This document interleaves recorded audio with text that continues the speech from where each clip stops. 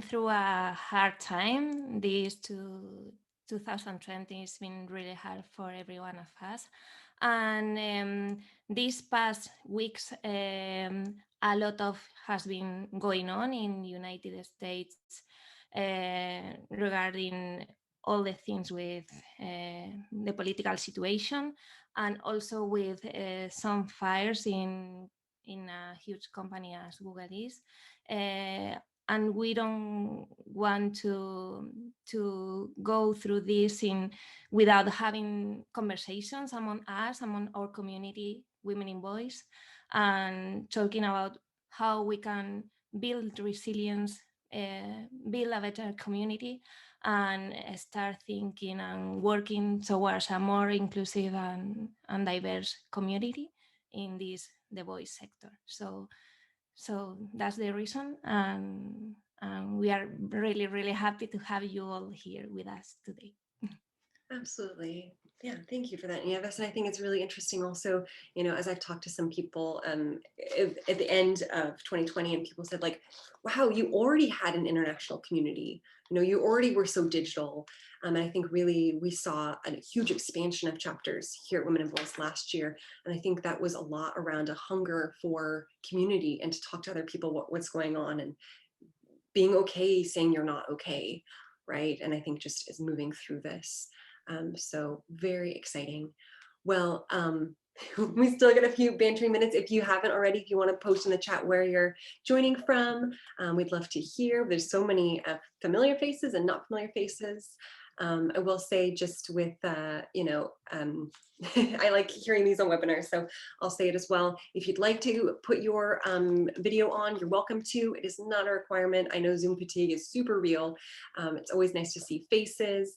We will ask you to mute unless you want to speak. At the last, we're going to have a 10-minute kind of Q&A and open up the floor to other questions and insights.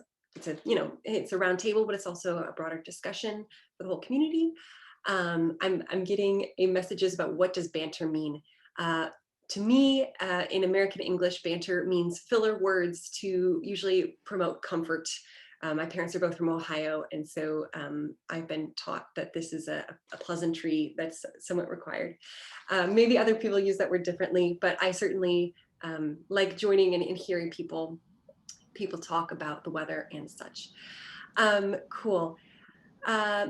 Katie, are there any other things I'm missing out? Any things we want to mention before? I mean, I feel like we're getting some high numbers. I'm a little, I mean, I'm thrilled. We got an engaged group here today. Are there any other things you want to mention before we kind of move into some intros? I think would maybe be the next step. We're good to go. Yeah. Awesome. Thank you so much. Okay, well then, in that case, Nieves, I hand the mic to you to do some intros of our esteemed panel, roundtablists. And we are really, really glad to have our three magnificent panelists today. I'm going to start with the first one, is Kesha. Kesha Williams is Principal Training Architect, AWS at a Cloud Guru. She's an AWS Machine Learning Hero and Alexa Champion, and she's an award-winning software engineer and technology leader that teaches others how to transform their lives through technology.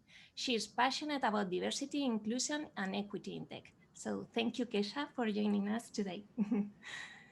The second one is Renee Cummins. She is a data activist in residence from the University of Virginia. Thank you, Renee, for having the time today to be here with us. Renee specializes in ethical AI, AI leadership, diversity, equity, and inclusion in AI, algorithmic accountability, data integrity, and sovereignty, algorithmic justice, AI policy, and AI governance. So it's a real pleasure to have Renee here today. And the third one, and not the least, she is also Marion Mulder, Future Maker and Chief Innovation and Multimedia. Thank you, Marion, for being here today too. Marion has worked on vision and strategies for and implementations of various emerging techs over the last 20 years. Sorry, this word is very difficult for me. The red thread through Marion's career is making digital technology work for you. And she's part of the Women in Voice Netherlands core team, part of Women in AI Netherlands, and co-founder and board member of the Workplace Pride Foundation. So thank you, Marian. And that's all. Joan, should we start? Well, and Nieves, do you want to introduce yourself? Okay, venga. I'm I'm Nieves Ábalos. I'm Chief Product Officer and co-founder of Monoceros Labs. And I'm also the Spain lead ambassador of Women in Voice Spain and Chief Diversity and Inclusion Officer of Women in Voice. Monoceros Labs is an innovation studio focused on building real conversational experiences with Alexa and Google Assistant in Spanish. And that's all. So, Joan, do you want to introduce yourself or should I go? Sure, I can introduce myself. Hey everyone, my name is Joan Palmer-Bajorek. I'm based here in Seattle. I'm the CEO and founder of Women in Voice, and I'm also the head of user research at NLX. So, voice technologist, a researcher, and a linguist in all different capacities. But here, obviously, I'm here as Women in Voice and speaking in that capacity. So, yes, Nieves, do you want to start with some questions? Yeah. We want to start with the first one that is about resilience. How all of you have been building resilience personally and professionally during this pandemic? So I think Marian raised her hand that she might want to start. Or not. We're gonna have to practice. I was handing the mic. sort of It's hard. Renee, Maybe did you want to start? Say the name that's helpful. Otherwise, we either not talk or we'll talk through each other. So if you could tell who you want to have a speak, then great. Perfect. So Marion, go first, please. Okay. Well, for me, it's a really interesting question because I know I've been really privileged and lucky, I guess, with my life.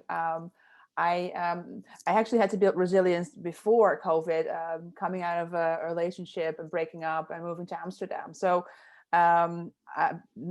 just about half a year before COVID hit. So I was on my own in Amsterdam in my house, but I had a great job, had all my friends here, and have a fantastic Women in Voice community. So for me, I think it would have been a lot harder if I'd still been in my previous relationship than the way I am now. So resilience for me is mostly being around making sure I mix my work days and also just making sure I spend time going outside and getting fresh air, getting exercise, and within the context of possibilities, meet up with friends. And the situation in the Netherlands means that we can actually go out and see people. We do have a curfew at 9 o'clock in the evening, but so as long as you're in before that time, you're still allowed to meet one person at a time. So that's helpful to at least engage with that and keep doing that. And but also I must say that the Women in Voice team Netherlands, it's been an amazing group also, just to sort of talk to each other, and that really makes my time go well. So I guess that's a lucky story. Thank you, Marion. Yeah, the support of the community is really, really important too. So, Kesha? Hi, everyone. So that is a great question. For me, I've just really been working hard to stay positive during this time. I've gone through, like, several members of my family have been sick. I've lost family members during the pandemic. So for me, I just really try to stay positive and focus on things that I can do, I guess, to make myself a better person. And so for me, that usually plays out in learning new technologies. So for example, I've started learning React, which is a front-end web development library. So it's just something that kind of keeps me distracted, allows me to take my mind off of everything that's going on in the world. And hopefully at the end of the day, I'll have an awesome new skill set to add to my tool belt.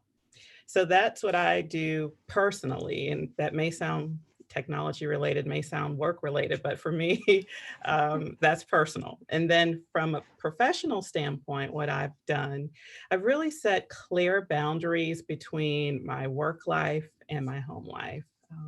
Before the pandemic, I would, go to the office, I'd work 8 hours, I'd come home, I'd cook dinner for the kids, and then I would continue to work. So I would be on the sofa working, or I'd be in my room working.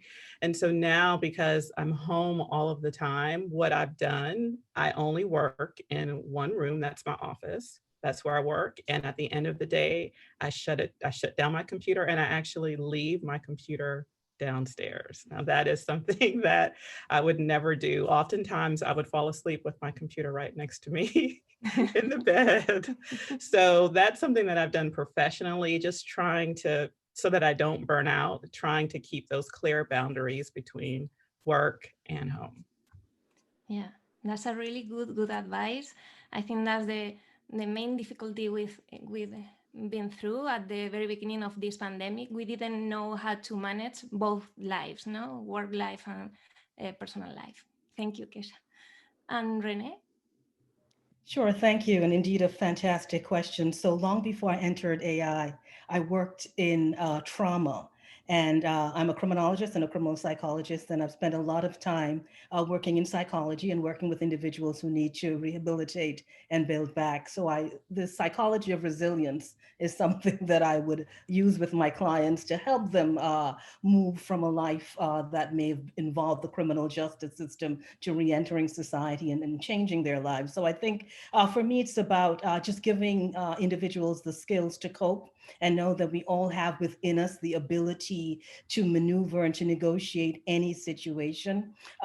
Some of us, it has been very traumatic. And like Keisha, I've had family members and close friends who have been impacted. I've also been impacted. I'm a single mom. I have a 17-year-old daughter. So our lives have also been impacted, but it's about just being flexible and understanding you have that ability to bounce back. So no matter how low you feel in any particular day, you can pick yourself up and you can start another day. So every day gives us an opportunity to try something new or do something different. But I think many of us are too hard on ourselves. So it's sometimes just not to be so hard on ourselves and apply that same measure of compassion and empathy and kindness that we give to others, that we give it to ourselves. And I think particularly with women, this is a great time for self-care. And although we're home and we're doing a lot of things at home, and it's moving from the bedroom to the kitchen to the dining room to sitting down to do the Zoom, there's so many things. So for me, I think we all have those requisite high levels of resilience in us. So if it's to pivot, just be flexible, and sometimes just relax and do nothing, let that be your strategy. And that's what I use sometimes. Sometimes I just do nothing. And I just say, you know what, I'm just going to relax. I really love that advice, because we forget to take care of ourselves too much, and this is really, really important. Yeah. Thank you, Renee. Joan, should we go with the second one? Well, yeah, but I also would love to, I mean, I know we're moderators in addition, but Nieves, I'd love to talk a little bit and also about you and your resilience, because I do think it matters around the world. As Miriam was saying, in different places of the world, we have different restrictions and different things going on in our lives. Would you be willing to share a little bit about your resilience? Yes, in my case, I think I've been through the same as Marion, Kesha, and Renee. I've learned a lot. I've learned that I have to take care a lot of more of myself, because I forgot of the importance of thinking and stopping and looking back and look ahead with a new perspective. That is what you have learned from the past, no? So I think that's the way I try to live in my everyday, trying to look back, but with those learnings on my head, no? So and you, Joan? Yeah, definitely. So it's so odd to have it be March again, because I feel like a whole year just got swallowed of all the plans that I had. We all had, I'm sure. I think with resilience and and we're going to talk about this more in other capacities, but I lost a job related to COVID. just, 30 people or 30% of the company disappeared in one day, and just kind of the economic impact and kind of the emotional impact and kind of the identity impacts. And I think, speaking to Renee's ideas of self-care has been, doubling down on that for me, and really leaning on my personal life and my friends and my family, and kind of just talking things through. And I think just the I make jokes about, like working out and therapy being just really, really key and crucial to getting through this time. Because I'm an extrovert, and just my people, from having a vibrant social life to suddenly, the narrowing and the quieting of life as well. So I think also just talking about privilege, and like I was working remotely before the pandemic, so like I have a home office, and to Keisha's point about like there's a place where you do work, and really trying to watch those boundaries and try not to just be working in my pajamas and have, transitions through the day. I'm sure no one else has done that on this call, but just really, trying to define what is work and what's not work throughout this has been a lot of learnings. I think that are good upskilling in many other ways, and keeping busy, but also I think learning in many, many different realms. So yeah. All right, back to you, Nieves. Thank you, Joan. So we are going with the second question. Day 7 is commemorating the Black History Month, and also the Women's Month that is in March. With these months back to back, we'd love to consider how these months speak to one another. What do you think about this? And we are going to start with Kesha. Kesha, what do you think about this? I knew I was going to start this time.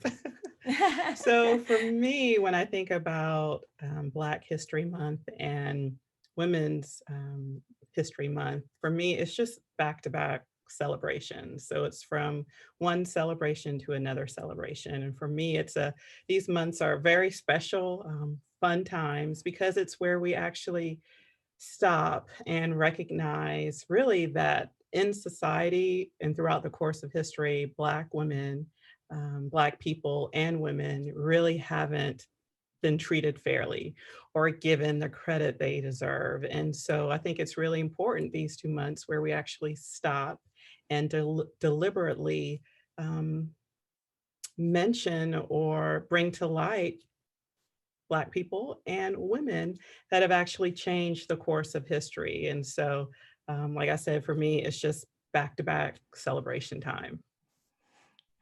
Thank you, Kesha. Yeah, totally. And what do you think, Marion, about this?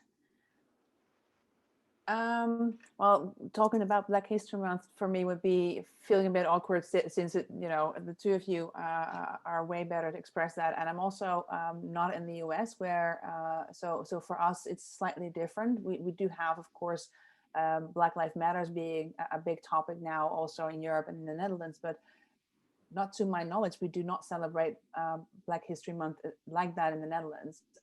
But then again, I'd like to get myself educated. So what I do is and I am on Clubhouse, which and the good thing there is I'm actually joining groups now where the topics are being discussed, so to make sure I self-educate and learn from the great Black people around the world, but also women around.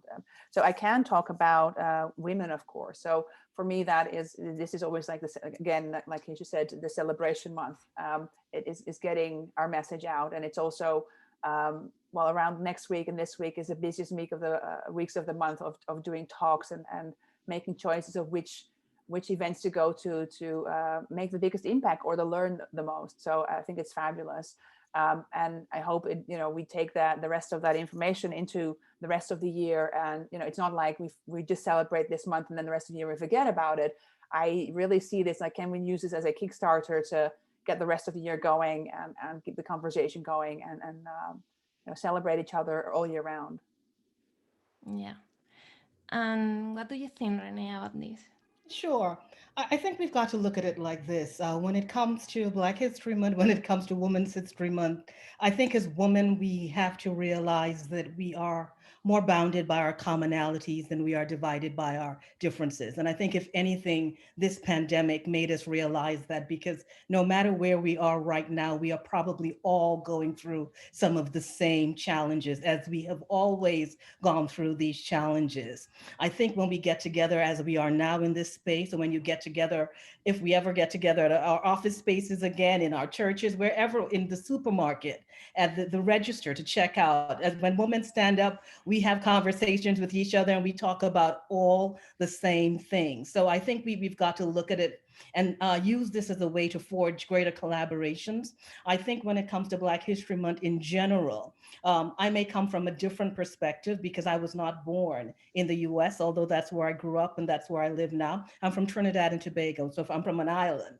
And on our island, Black History Month was every month and every day, because Black and brown people is all you saw on the island. So I think whether we're Black, brown, white, green, pink, I think we've got to start to look beyond that and just celebrate our excellence as women, because I think in each and every one of our lives, we've been impacted by women of all shades, who have made a difference on our lives, from the things that we read, the movies that we watch, So I think this coming back to back lets us know that, we have each other's back. Let's put it like that. And we've got to start thinking like that as women.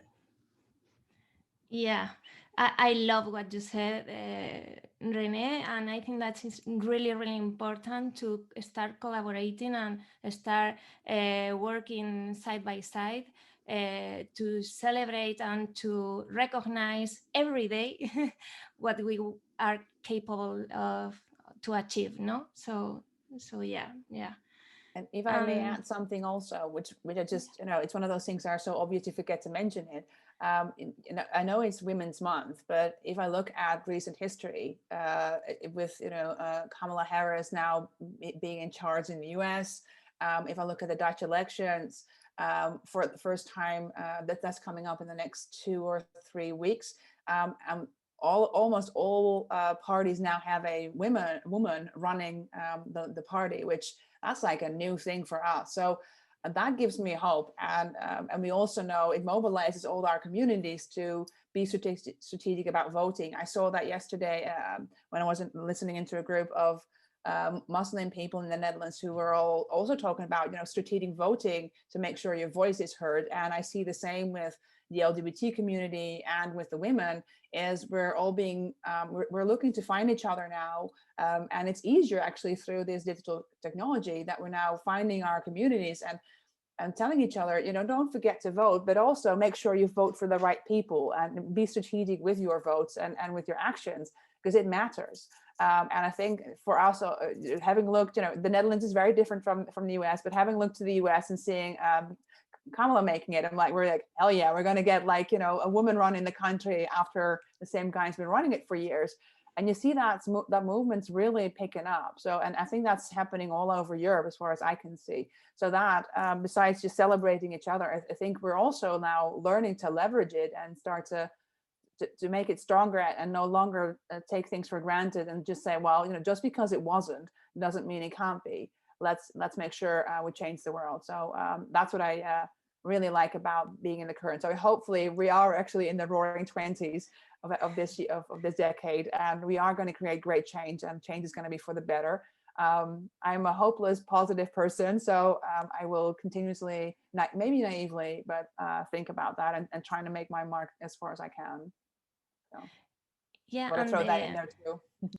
I love your optimism. I would like to say that I think as you, I try to be optimistic and I really think that it's really, really important to have these references on politicals and technology to just, and for us and for the children, that they can see like in a mirror what we can do and what we can achieve, no, in the future.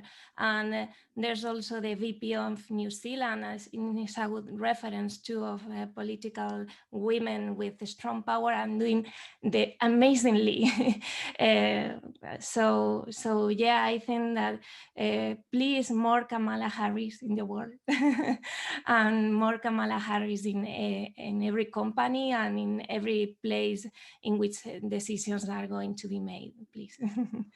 So, John, what do you think?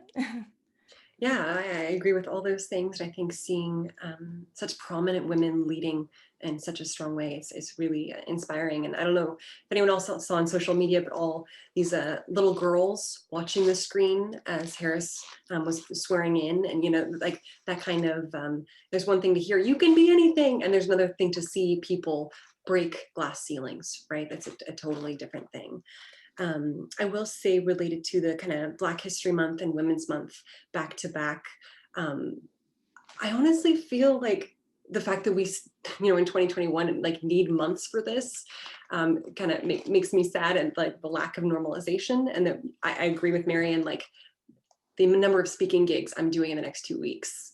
I do a lot of speaking, but you know what I mean? Like, make sure to have a woman there. I feel somewhat conflicted about. I do think, though, especially with BLM last year, and really thinking more concretely about how I can educate myself, really thinking about being an intersectional feminist, that as a feminist, I think about how women have been treated in the past and the progress that needs to happen in equity and equality, but also intersectionally how we all come with different things going on for ourselves. Whether it's the color of our skin, socioeconomic status, disabilities. There's so many different Venn diagrams, and really thinking about how we experience the world differently, and it can talk about those in different ways. So I think learning and being a better ally, and kind of walking through the world with a curiosity, I would say, a curiosity and deep empathy is what I hope.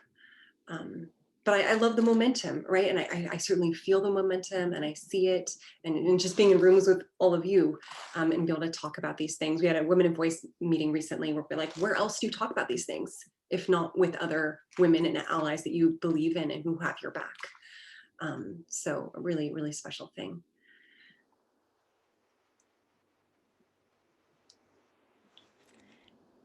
Yeah, back to you. Okay.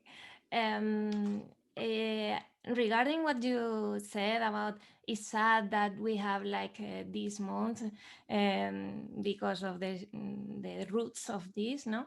I think that in the future we'll all be really happy to remember those months as, okay, we used to have those months to try to change the world, and finally we've changed it.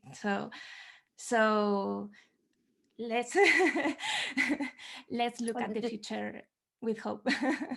Yeah, well, to add to that, maybe at the moment we are still using these months to make sure everyone's aware of it. But it's, for me, I hope it's going to stay like Christmas or other celebration days, that it's a month to look out for and to celebrate different things. So we celebrate Black History Month, we celebrate Women's Month, we celebrate Gay Pride, we celebrate Lesbian Visibility Week, which I've found out that's an existing thing too. That's actually in April. But I think it's great moments to actually celebrate and just use that. And of course, it's about not forgetting. But I would also, that's when things aren't good enough. So I'm with you on the, let's hope it's no longer necessary from the education point of view, but then we're never done. And I think it'd be great to swing that into something positive, and to actually say, let's continue to have these months to see how we can celebrate something every day. Just going to add there, I think it's also important for children, because it's something for teachers to do when the months come as part of the curriculum. So they get to learn. So it's like an additional sort of like class project. So although it may not be applicable to many of us, I think for children coming up, it does give them that opportunity to celebrate as an extended part of history and an extended part of expression. So I don't think we need it for us, but I think, it does have its place. And also I think it's positive that with this global situation that we are more aware of what is being celebrated in other countries. I think that is also important because we educate ourselves, as Marion said at the beginning. No, I'm learning a lot about different countries and cultures, and I think it's the key to be a good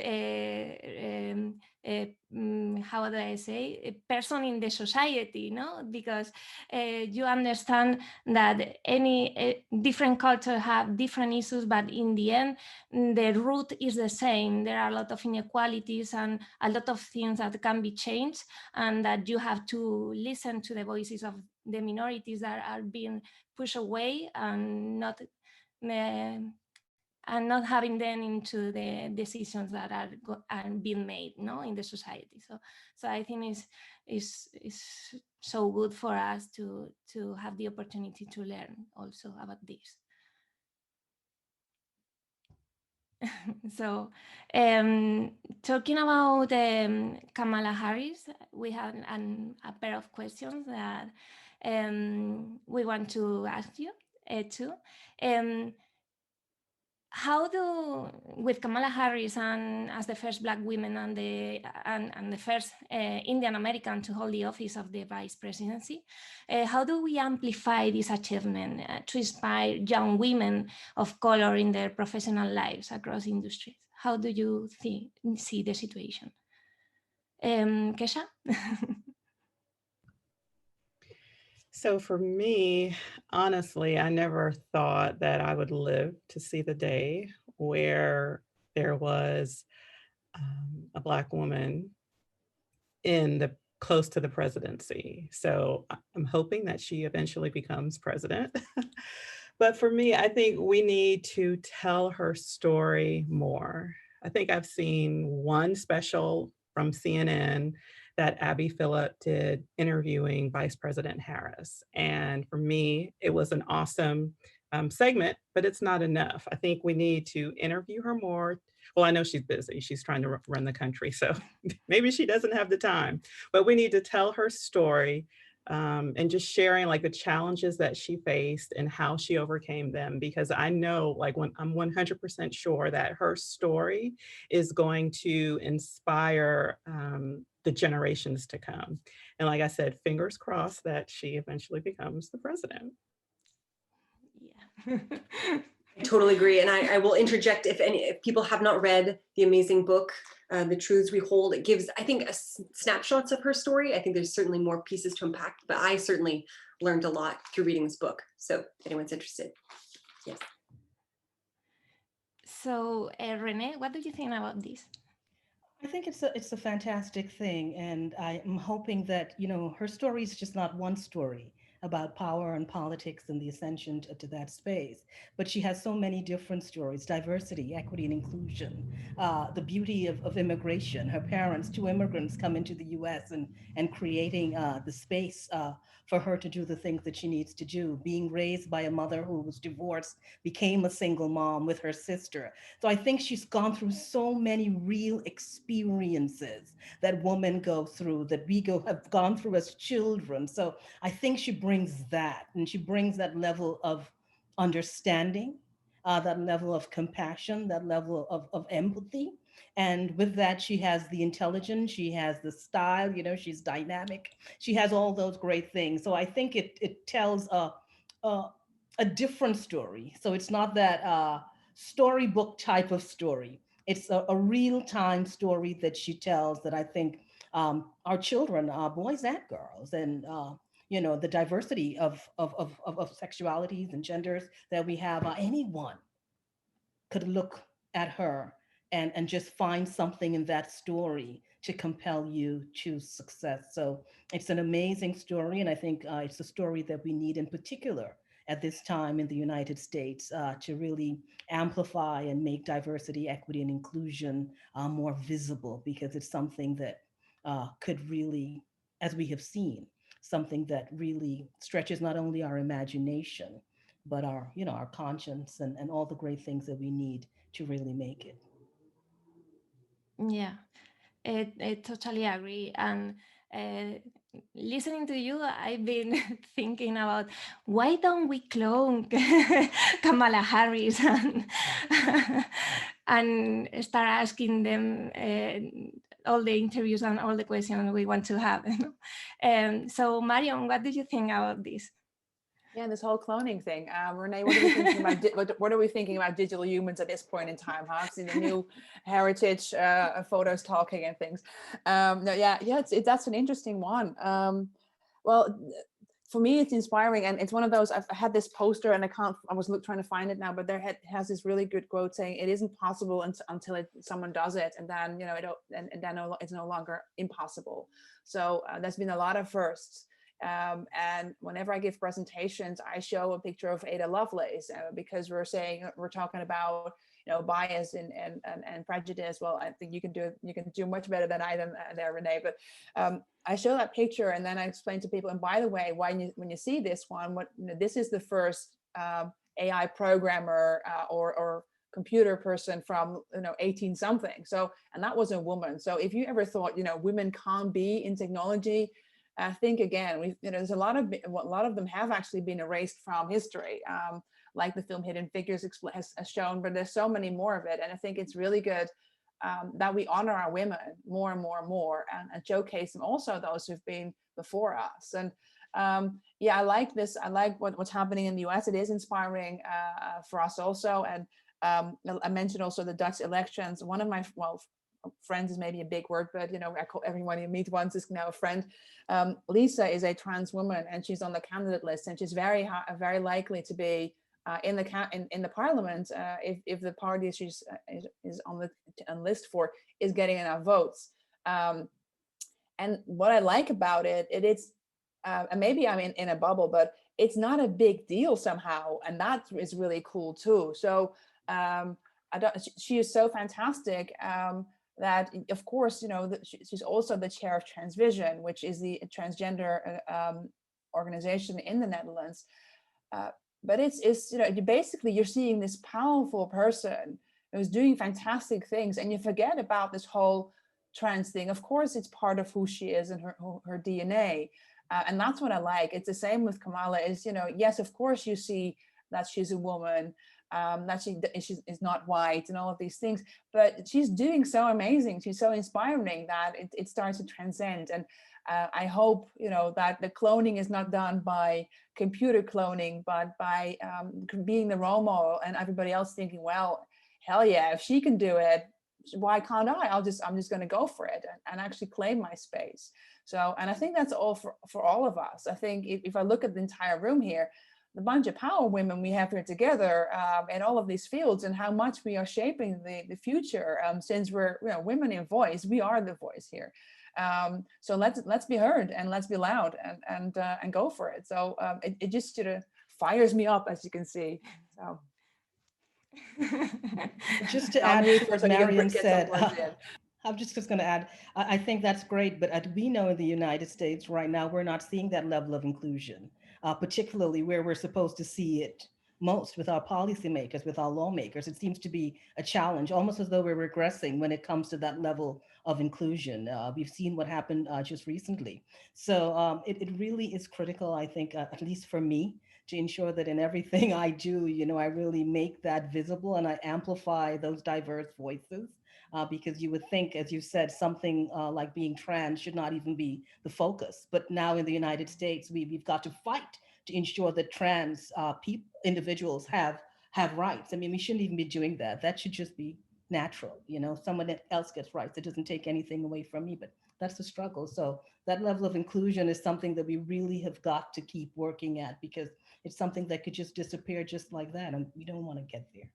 Yeah, and I'm with you on that. I was trying to make the positive story, because I'm living through the same thing at the same time. That's and in case you're wondering, we mentioned Workplace Pride. That's an organization for LGBTQI plus and work. So and we see the same thing. And again, we have the voting of the elections coming up. So you do see people who are starting to put themselves up against someone else to get popular vote. But what I was trying to highlight is that if you look at the positive things, you know, it also helps. And for me, I'm trying to get the message out. You know, if we start to share more, you know, you can actually share a lot of things. It's not like, you know, if you focus on power, yeah, then it's difficult. Then it's like pizza and pie. If you share it, you know, you only have half. But if you take it from a love point of view, if you share it, it multiplies. So I'm trying to find the narrative of saying, of course, I'm not blind to all the issues going on, because yes, we also have issues here with one of the parties actually said in their election program saying we want to take away same-sex marriage. That's actually a point in their candidacy. So of course there's like the backlash. At the same time, is trying to find a balance by not ignoring them, but also elevating the positive and continuing the hope story. Because for me, hope floats, and it's really, you know, passing that on and saying, well, it is possible, and creating that. There's enough terrible things going on already with the pandemic, with everybody feeling down. So I feel if we can spark hope more, that's going to help us further than just looking at what's going wrong, because of course we need to fix that, and that's all up to all of us. And I'm sure we'll talk about it a little bit later within the whole AI sphere, but in our role in voice. But yeah, no, I hear you, Renee. It was a good point to make there too. Absolutely. And I totally resonate with the hope and the need for hope, right? Especially during these horrible times. But also I think that the tenuousness that Renee is speaking to of, you know, we see these movements forward, could it all disappear, you know, with the signing of a pen? I think that's a really, really scary thing. Well, and I think also as we talk about, or I just want to share a quick story about Harris. The first time I ever saw a video of her, she was grilling Zuckerberg at some trials, and some of the other people, you know, hopefully people on this call have seen, you know, big tech is coming in, and we're talking about what is the role of how government interacts with tech, kind of regulatory bodies and so forth. And a lot of people didn't even know how to talk about it. And just the way that Harris had articulate, thought out questions cutting to the heart of the issue. I was like, who is she and when can I vote for her? And, you know, I agree. I just was overjoyed that she could become our vice president, hopefully our president. But just having someone so competent in these topics that are so important today, having such a high office, at least continues to give me hope about how these things can evolve in the next few years. And I think that's one of the topics we want to make sure to hit on today, especially before we open up the floor to anyone else. Nieves, would you mind? Can we talk about that one? Yeah. In fact, as Marion was talking about the workplace, you know, we want to talk also about the situation of Dr. Gebru. I'm sure you all know about this, but the recent firing of Dr. Timnit Gebru and the long history of gender and race discrimination in the tech sector, this is a really good discussion we want to have today. So the question is, how can we respond to these events, and what can we do to move the industry forward as a whole? So Kesha, if you want to jump in this question before you go. Well, I'll be able to stay until 3. Okay, thank you. I found someone to pick up my daughter, so that works well.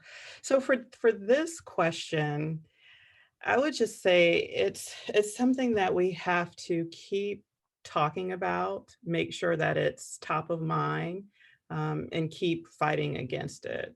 You know, sometimes things tend to die down and it becomes old news and it's replaced by the next headline. But her story is a story that's shared by many other women, many other Black women that work in the tech industry.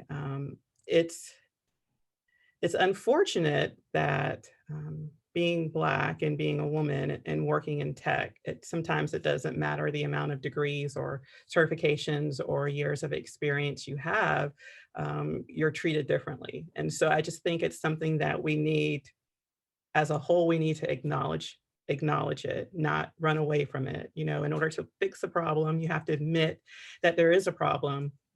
And a lot of times there are people that just don't even want to talk about this. Maybe they think it's going to go away. But for me personally, I've had a lot of experiences working in tech for 26 years as a Black woman.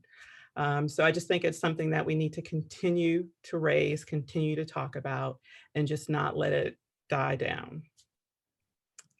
And the funny thing is, last week I had a recruiter from Google reach out to me about coming to work at Google. And I thought to myself, now, why in the world would I ever go and work at a place like Google?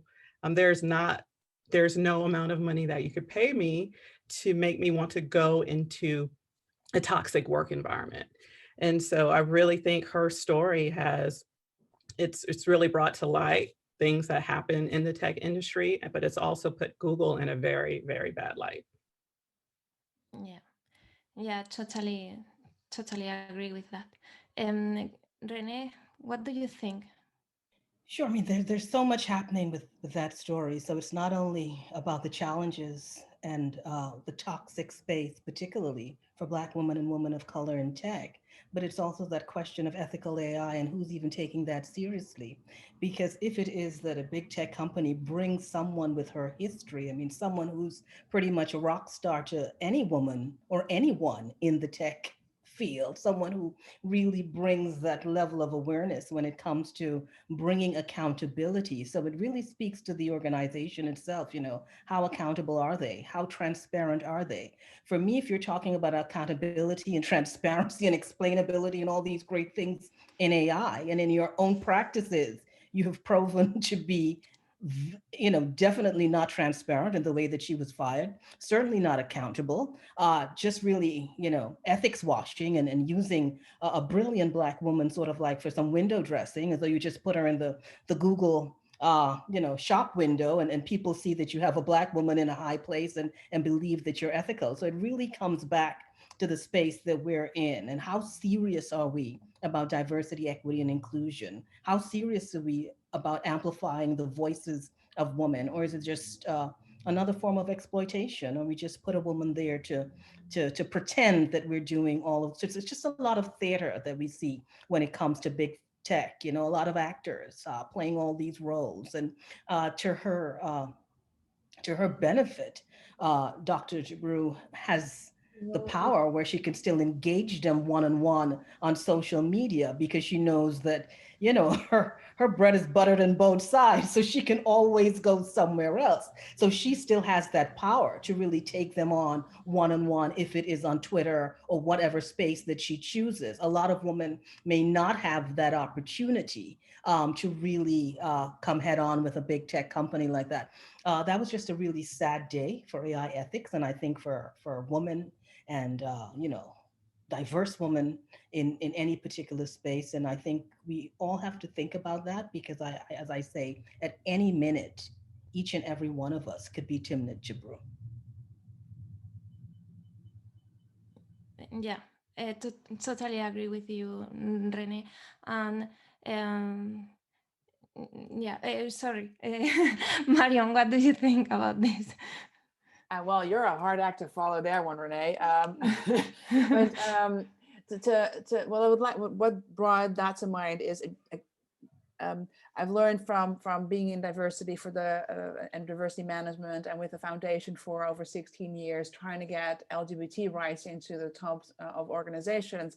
I've learned a lot about it, and one of the things, and I fully understand when you're saying, Keisha, like, why would you want to work there? At the same time as I see there are like 3 change strategies, right? So you have the revolution, go demonstrate, be on the barricades one. You have the evolution one, it's like trying to change from within, and the disruption is putting something next to it. So what I've been teaching myself within, you know, accessible within boundaries for myself, or that I still feel okay, is can I stay with trouble? So if something is horrible in the company where I work, I could leave. Or if I feel confident enough, and that has to do with, you know, where are you, in how safe do you feel, and how much power do you feel you have? You see, can I do something to change from within? not on my own, but by finding others around me and start to see, can we get something grassroots moving and getting some change. And I think we need all three. So we need the disruptors on the side who show differently, showing companies setting it up in a different way, fully women-led. It's what we do with Women in AI, with Women in Voice, with all these women in groups showing, look, hey, we're here, we're pretty good. I used to be stupid not to hire us, and we're actually making sure that the tech that is being developed is developed for us too, and because we have a voice, and we definitely need to use it. So and and this is not about Dr. Gebru, of course, but if I take it to my own situation, I have tried to use my privilege to be the voice that I can be, to voice things, to start talking to heads of companies, and we've seen a lot of things happening with diversity, at least over the last years. And I know when we started, it was only like 4 companies, and we hardly knew the word diversity. And now we've got 75 companies with us, and the Dutch national government, and we're actually looking international. And what we're doing is things like benchmarking, creating best practices, and going with the willing, and just seeing, can we create this wave, and can we just create this wave of change and bring more and more people on. And so again, I told you earlier, I'm slightly naive and very hopeful, and I see that sometimes works, but I would not want it to be in Dr. Gebru's shoes, because I don't know what I would have done in her particular position. Man, that's a hard place to be in. But like I said, if you can try, if it works for you and you can stay with trouble, you feel confident enough, let's see what we can do. Hope that makes sense, because I'm trying to get so many thoughts in my head up there and across. Yeah. John? Yeah,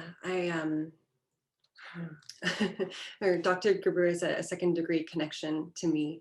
And I think, speaking of, Dr. Gebru could be anybody. I think that is exceptionally true. And actually, Dr. Bender was asked to be on our board of directors, if anyone actually read the paper. But just, I'm a linguist, and it was heartbreaking for me. Maybe it shouldn't be shocking, but to see it just so publicly on Twitter, and just, I was shocked and stunned. I think what I really, I'm grappling with as we move forward is, when tech companies do things that's out of line with our values, or, how do we interact with people? Because I know plenty of people who work at Google and Amazon and any of these tech companies, and things that happen there, and how do I respond? How does Women in Voice respond? Is, a lot of conversations we've been having internally, as we move forward with, sponsorships and partnerships, and do I hold accountable, people who are advocating for Women in Voice internally? How do we function as an entity?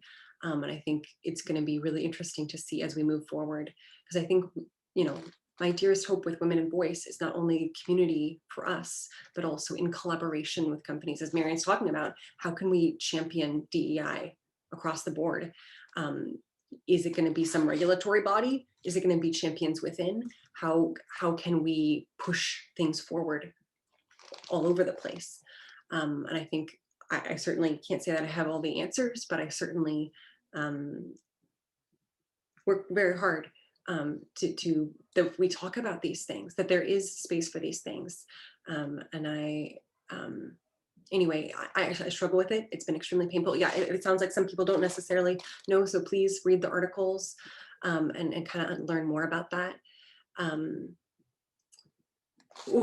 We said we were going to leave 10 minutes at the end, and then of course we spoke so much and only have a few.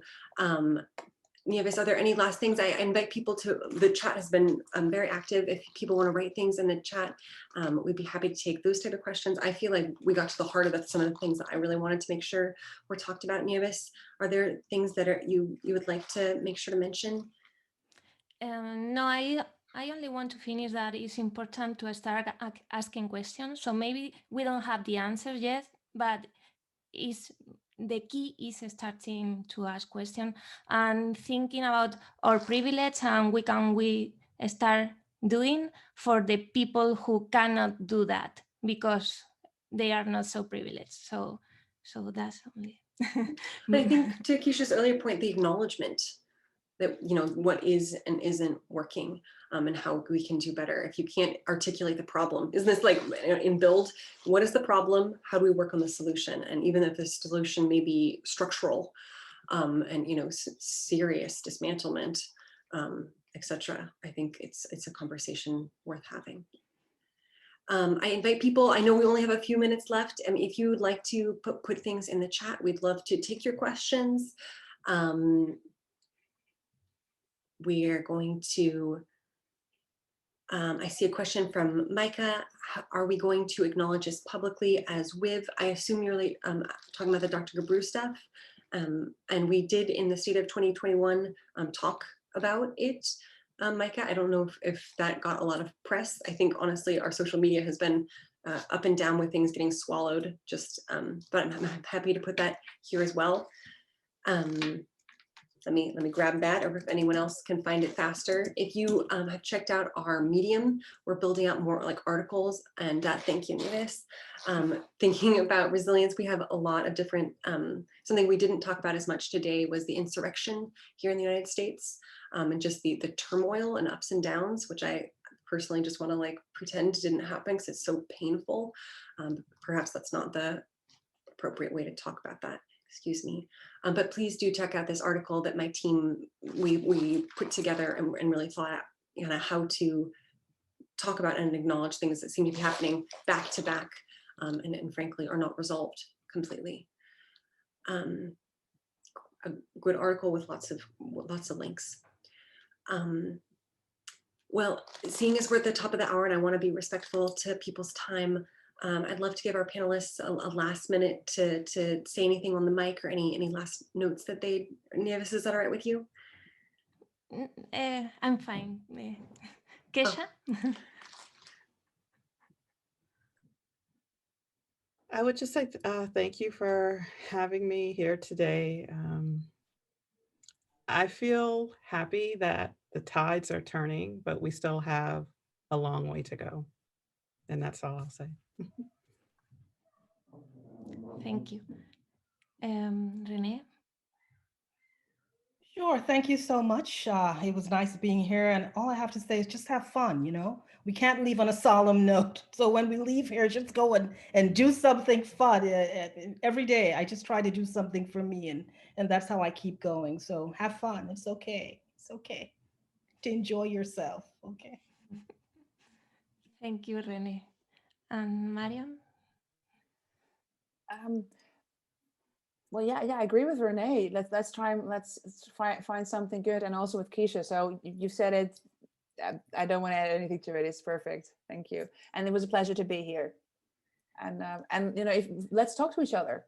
You know, if you also in between, if you need anything, just we can find each other. So let's work together. Yeah, thank you very much, everybody, to have the time to be here, because it's really important to start acknowledging and start asking questions and start working towards towards a future more brighter. No, without you it's impossible. So thank you. John? Yes, thank you everyone so much for making the time and talking to the heart of the issues. It certainly warms my day and my heart to speak with all of you and to see you. And I think just seeing people from all around the world that really believe in, you know, in these discussions and the future and the hope, and that I love, Renee, the fun and the joy, and really the promise that each day can bring to us. So I want to thank everyone.